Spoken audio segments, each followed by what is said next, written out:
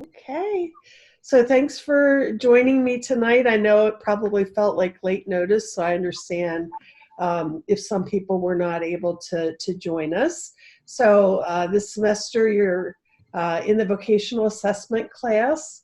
And just historically, I don't know if any of you are familiar with Dr. Pamela LeConte, but she's been a national and actually international leader in the area of vocational assessment and specifically around vocational evaluation. So she actually had my position before I started in 2013, and I was in another role at GW, but she has been one of my mentors. And at GW, we had a long-term, like a long-standing program to train certified vocational evaluators. So a lot of the content from this course centers around some of those core principles, around vocational assessment. And you could see that, we started out with her mantra, real advocate for making sure that assessment isn't done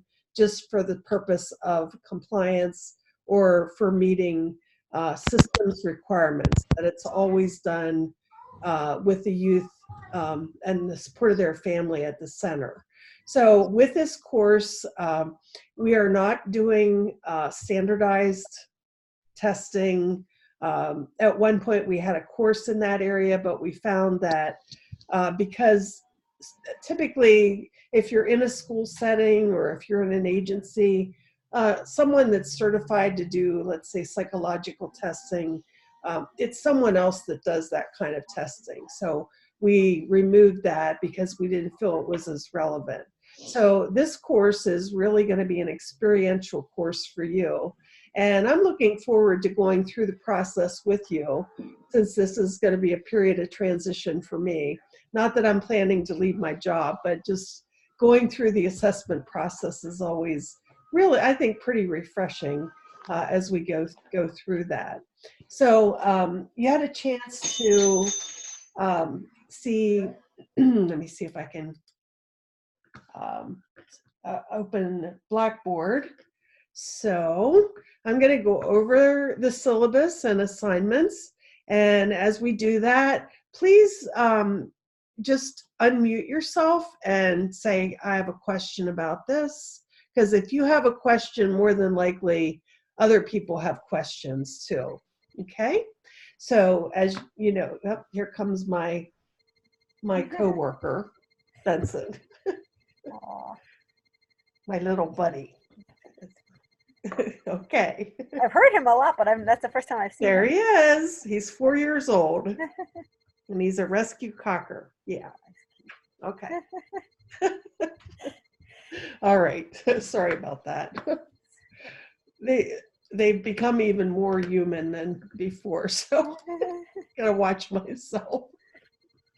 Okay. So in the course, right now, of course, we have we're standardizing some of our menu items. We're going through something called Quality Matters reviews at GW. And so we're going to try to develop more of a consistent menu that you're going to see.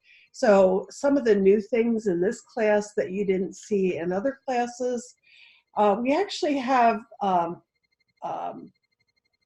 information like course orientation, just to give you, how to navigate the course, and these, how to, access the library, learning tips, technology requirements. Before you saw a lot of that just in the syllabus, and the trend is that we also incorporate that into the online class environment. So hopefully you find that helpful, and if you have any questions, I have an open door policy. And so we also have policies, and you can see there, we talk about the disability support services, etiquette, academic integrity, that I will try to get back with you within a day when you contact me. I'm still getting back on my feet, so you might need to be a little patient with me here in the beginning of the semester. And we don't have to worry too much about weather. and so that gives you some of the policies. And you, here's my contact information.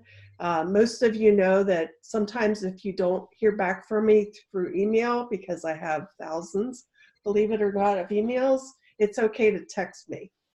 Yeah, because then you can ding me and I'll be like, okay, gotta make this a priority. So that's always a good thing. This semester, we just have 3 virtual classes. That's embedded right there. I'm going to have working on getting guest lectures. I'd like to try to get Dr. LeConte, because she can talk to you about the depth and importance of assessment. And Michael Storr, we had in one of our courses before. Leslie probably knows him very well. But I, at the National Technical Assistance Center on Transition, they're working on a new transition assessment toolkit.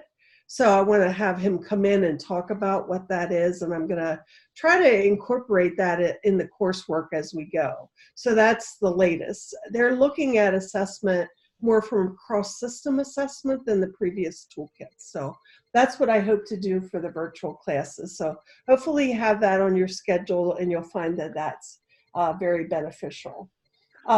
We have, of course, the class sessions, and right now I'm trying to work myself. I'm updating the course. I'm trying to work to get ahead of when they're open so I can have more course sessions available to you. So that's a work in progress.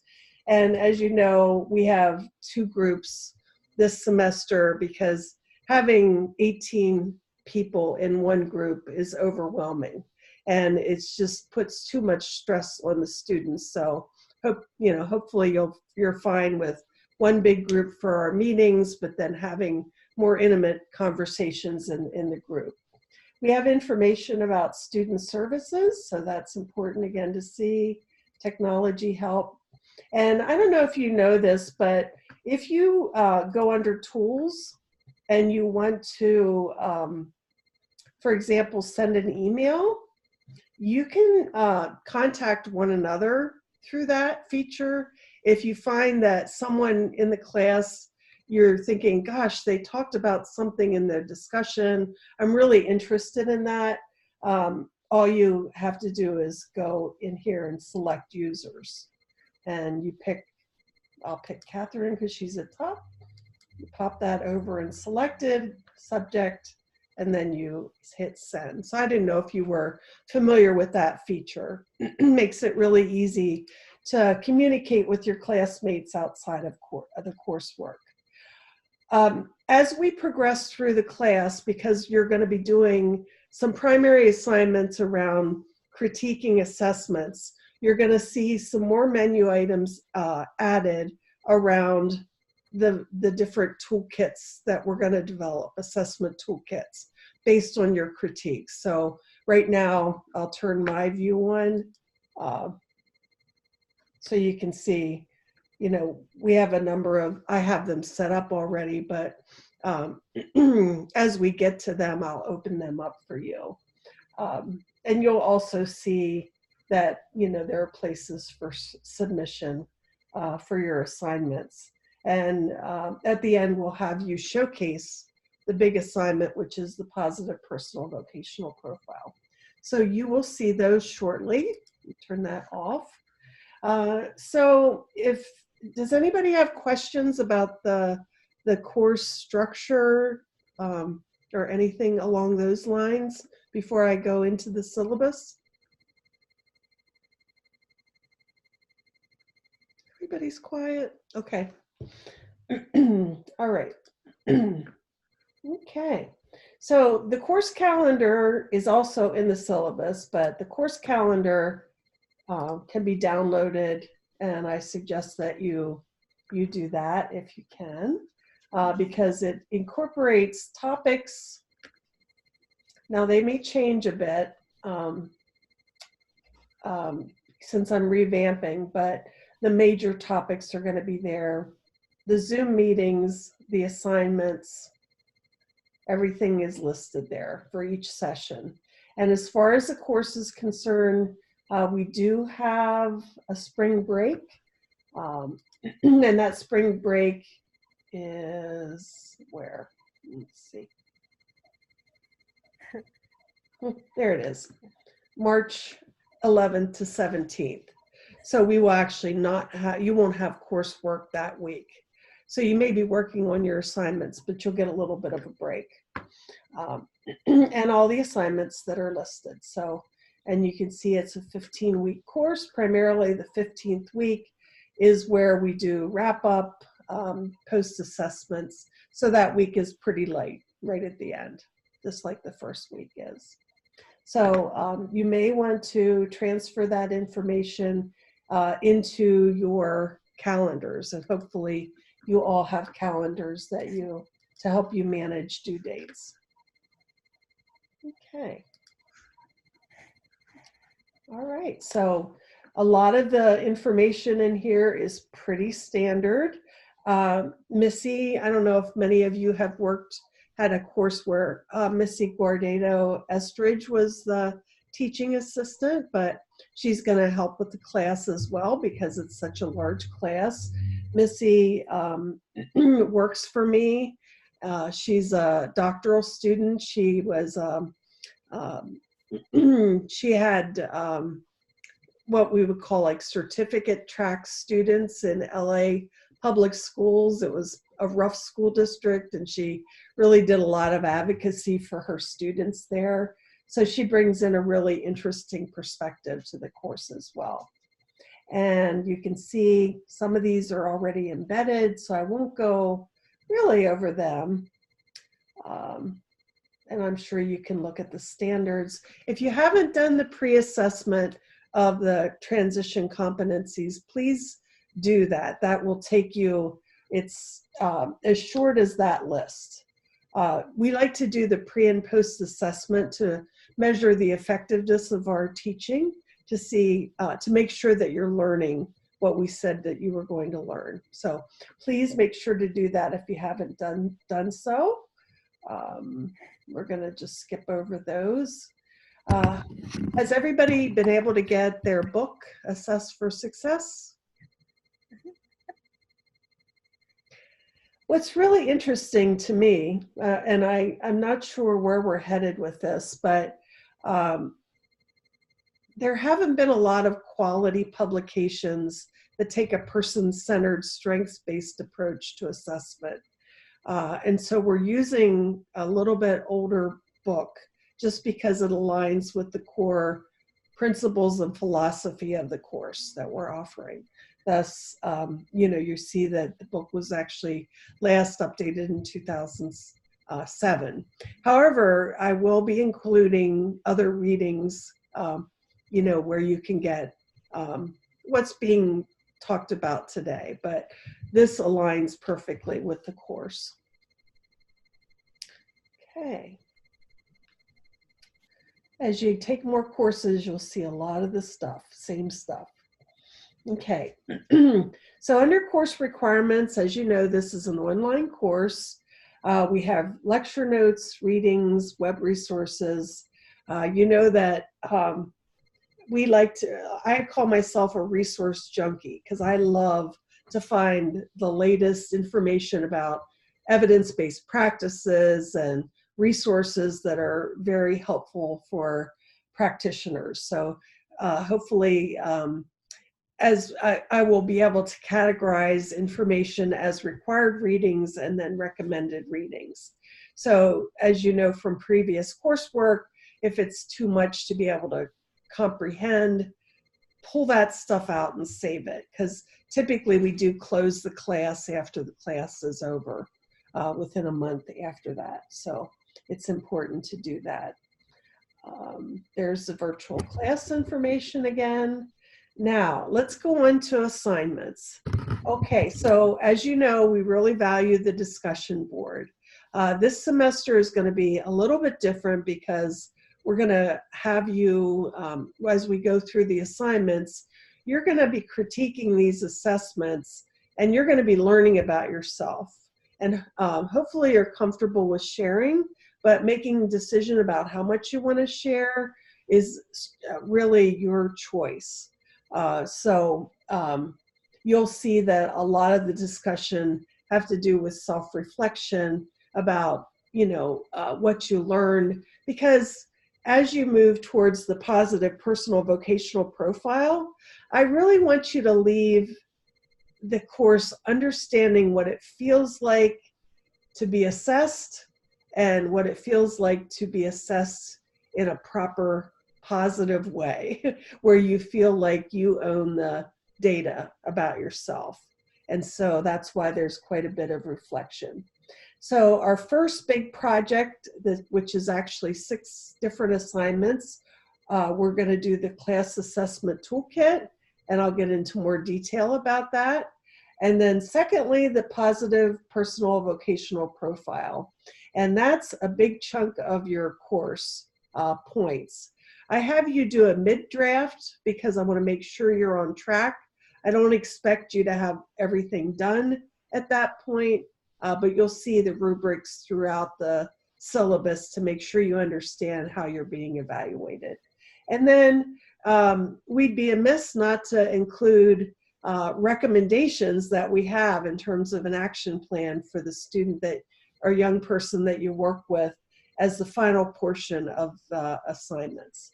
So there are primarily 2 big chunks, the assessment toolkit and critiques, and the positive personal vocational profile and recommendations. So you already have found your groups. You understand the criteria for posts. Since we have people from across the country, I've learned that, we do need to respect the fact that we have people on the West Coast. So cutting off at 11:59 Eastern time isn't too fair for them. So I do have it based on your time zone.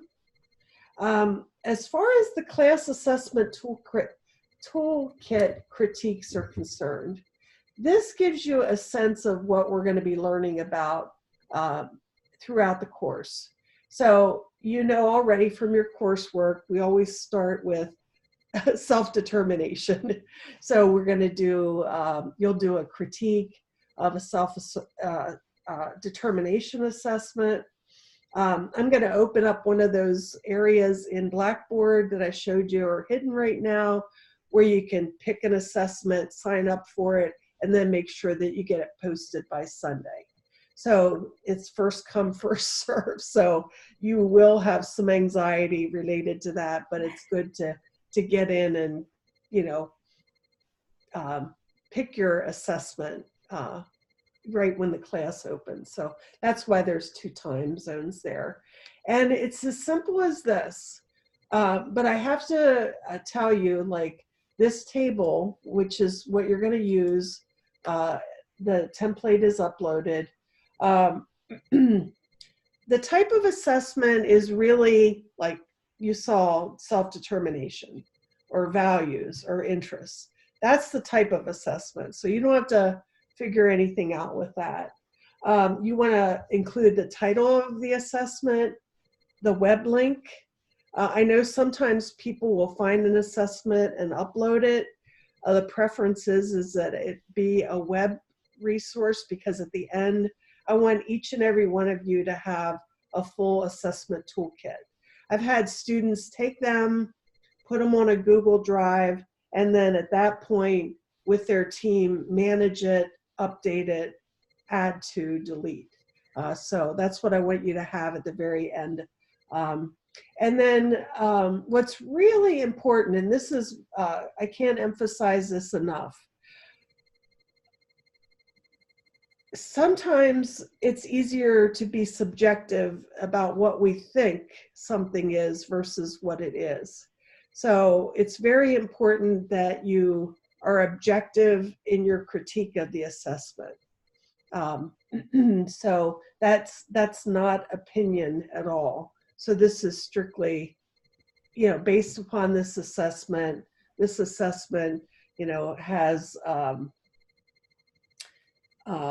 this assessment is targeted for students with, intellectual disabilities, which would be appropriate populations. It's, it's online, mostly looking for free assessments. But just remember, try not to put your spin on it, because we started out the course where we talked about bias, and assessment is full of potential pitfalls for bias. The format, and again, things like this is, an online survey. This is a picture, inventory where students maybe with more complex needs are, picking out pictures. So you want to describe that. As far as usability, based upon you taking the assessment yourself, this is where you say, this is a little bit more subjective, because you're really going to say this, I could see this being helpful for, I can see this not being helpful for. The strengths of the assessment, and then any limitations or weaknesses you find. So that's you'll have all 6 of these, and that's going to be a core content in the course. And in order to assess, you can see here I have the point value, but in Blackboard, I gotta go back to my view. Okay, so in Blackboard, when I have to go in and make sure everything's still up to date, but you can see here the assessment toolkit primer. It's important to realize that you're going to be doing some of these assessments before we review content in the sessions. So the primer grounds you in understanding what is a self-determination assessment. So this will be your guideposts that you'll use. And so you'll see here, self-determination, we give you some definitions of what that is and some links to resources, values. So that way, as you're doing these assessments, at least you have like a 1-page summary of knowing what values assessments are, interest assessments and such. So that will be open to you before we start those assignments. And the first one, we still have a couple weeks till we do that. So I will be finishing that part of Blackboard up for you, and you'll get graded on each one, and you'll submit them under assignment submission. So that way I can, as I do with the grade book, I can incorporate feedback and give you the rubric for each one. Any questions on that big chunk? Yeah, where it says when the class opens, post a placeholder with the assessment you plan to critique. So we should just go on the discussion board and put like the web link or whatever for the assessment that we're going to critique. Is that what that means? Yeah, I'll send out a announcement and tell you specifically, where to find, where you sign up. That whole piece of Blackboard, I didn't get a chance to update. So as soon as I get that updated, then I'll send an announcement out to you. Then you can have access. You'll see where you sign up, where you submit the primer, and some examples. So you'll have access to all of that. Any other questions? I have a question. Yeah. This is probably silly, but so the assessments, are we going to be like finding them ourselves, or are you going to give us examples of the ones we use, or how? I have to go in and see, because this class is so much larger than what we had before. I may have you going out and finding assessments and listing them versus assigning them. Mm-hmm. The reason I'm leaning in that direction is because you all have different jobs and work with different types of students. So while you may not be using this particular assessment with your positive personal vocational profile, it gives you a chance. I think somebody needs to mute. Okay. It's gives you a chance to go out and be the explorer. So, okay. Any other questions? Okay. So I it's have a question, Joan. This is Christina. I yeah. heard you I had a question. You mentioned something and I didn't catch if you were incorrect. Hmm.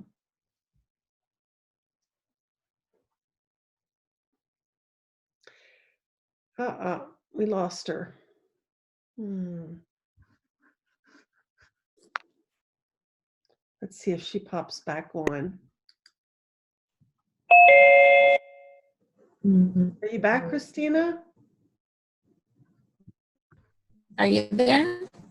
Yeah, you're really, your internet connection is pretty poor.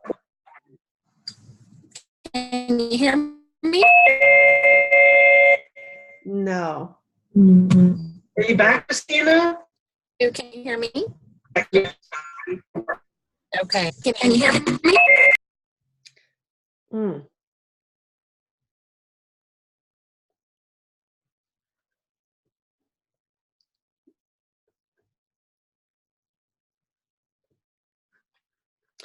I may need to follow up with you after class because it doesn't sound like your internet is strong enough to participate.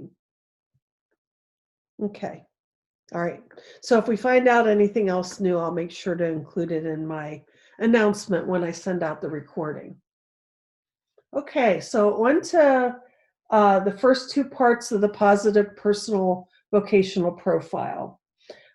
In the early days of this course, we actually had people write up a report. So if you've ever worked with a vocational evaluator, you may have gotten a report, that had a certain, they use a certain template. Some states are doing more what they call level 3 vocational assessments by somebody that's a certified vocational evaluator. But we're not expecting you to leave meeting the criteria to be a certified vocational evaluator.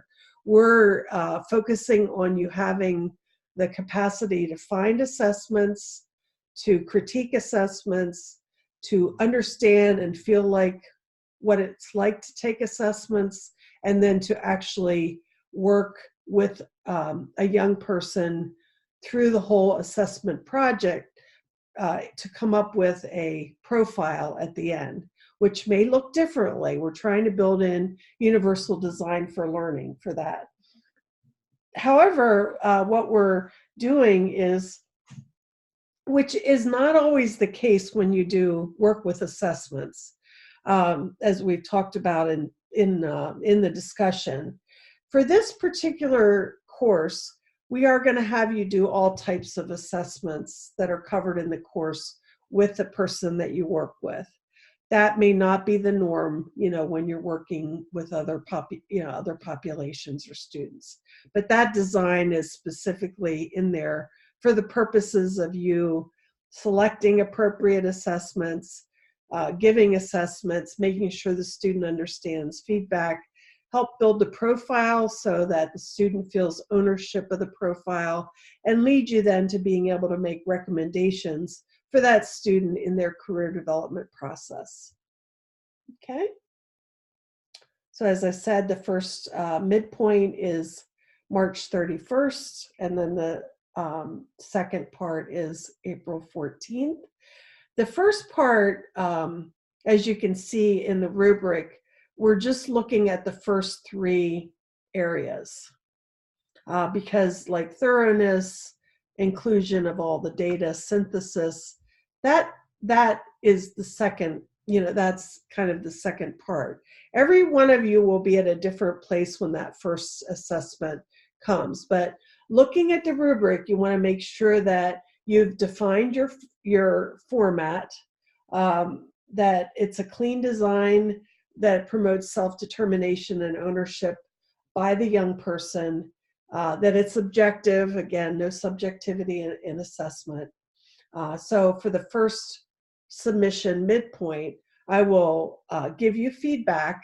And then for the second submission, you'll complete it. And then you can see here in column 2, you'll get points again for those first 3. Also looking at, did you use the feedback that was provided? That's crucial. But then we have the remainder for the total of 50 points between the 2 assignments. Are there any questions about that? Here comes Benson. I have a question about the assessment. Mm-hmm. So could they be informal assessments, just ones that you get offline? Yes. Yes. Okay. Yeah, we're not expecting you to buy. Mostly all of our, no one gets a budget for this, right? So we're I don't trying get to a make budget it, in my own classroom, let alone for. I know. So we're trying to make it very, very authentic, but very realistic considering our circumstances. Okay. I have a transition matrix that we use in Rhode Island, so I can share it. There are some links that have some free assessments if people need assessment. Okay, that sounds good. Sounds good. Anything else? Again, I will open that area of Blackboard in the next couple weeks, and it will have a place for you to have examples of positive personal vocational profiles. I don't know if any of you have heard or worked with George Tilson. He used to be with Transcend in Maryland, a real leader in this area. Actually, he and Pam are very close friends, so they share that common passion around assessment. And he's published templates for positive personal vocational profiles. So that's an option, but you can also really create using your creativity to create another way to represent the information in a profile that would be more amenable to the individual you're working with. So I will have a section in Blackboard up for you with that. And again, once I do that, I will always send an announcement out so you're aware of me working behind the scenes. Any other questions?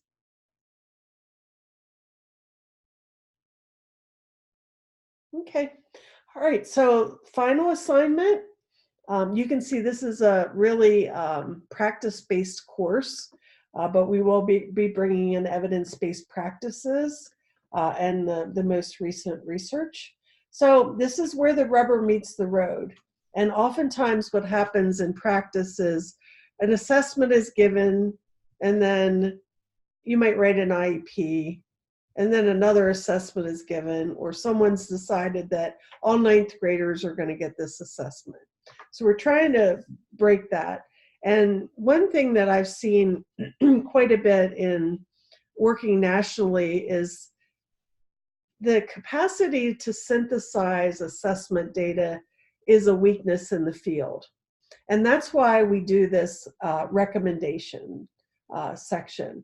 I have I have a template that you can use, but you certainly can change this up, but I'm asking that you include this core information.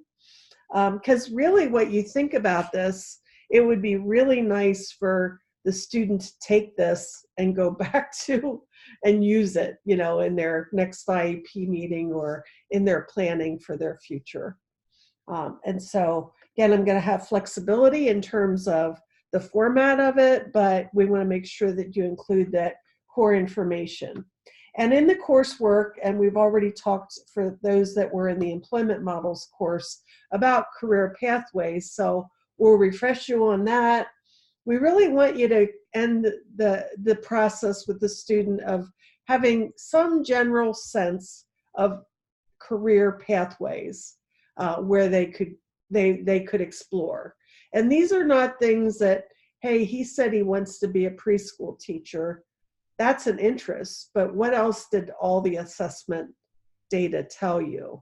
And that's where the synthesis comes in.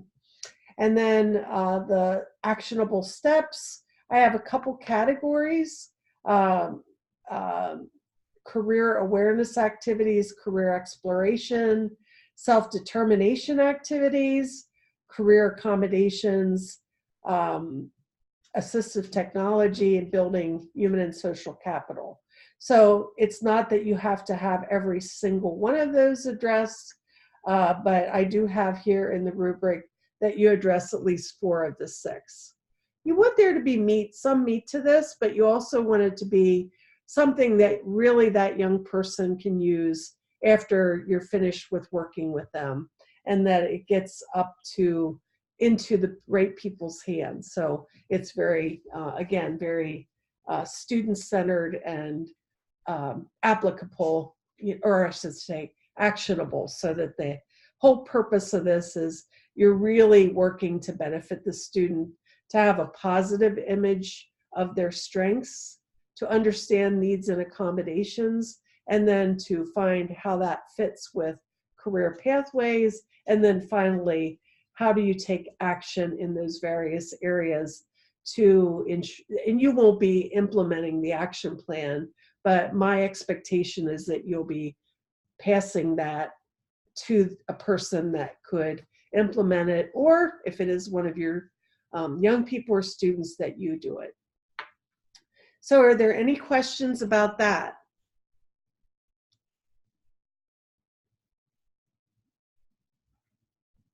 No? So we should be doing all of these assessments with we pick one student. Yeah, the whole point, as I'd said in previous, I think I said it in a couple emails. Yeah. I'll go back here. Yeah. Oh, I know. I just wanted. I'm just a little concerned because I usually, when I work with students, I'll like be pulling them out of class in order to work with them. Okay. I don't know. I mean, I'll have to pick one that like their teachers won't mind them getting pulled out of class a lot. You know what I mean? Okay. And do you have any students that have finished their programming and are sitting on the couch? I have, it's like students that I work, maybe a student that I worked with last year. Is that okay? Yeah. I was thinking that it had to be like that. That was I understood that it was just one student. I was just confused if it was like somebody who, because a lot of them are still in high school now, but I could pick one that I worked with last year. Yeah. Okay. Yeah. Don't make it a hardship. Sorry. Don't make it a hardship on yourself, and don't make it a hardship on the student. Gotcha. I'm willing to work with you, you know, and have individual sessions if you're running into problems. I know I've had emails with multiple people about this. Okay. Yeah. So pretty flexible. Yeah. Any other questions? Okay. Well, I think that does it. Hold on one second. Stop sharing. There we go. Come back to you. Okay. I hope, I really love this course because it is so practical, and the bonus is that you actually get to do some self-reflection, you know, through critiquing the assessments, and hopefully you'll gain some insights about what it's like for the young people that you work with to go through the assessment process as well, and that you are able to understand, you know, how to synthesize what you learn and make a very actionable plan for that young person. Any other questions before we wrap it up? I know you're probably tired. Yeah. Okay. Well, thanks for joining me tonight. It's great to see all of you. Sorry for those that were in my class. Sorry I missed the end of the class, but I did follow along. But it was a difficult time. But we're getting back into the swing of things now. So, okay. Okay. Bye. See you guys. See ya. Bye-bye.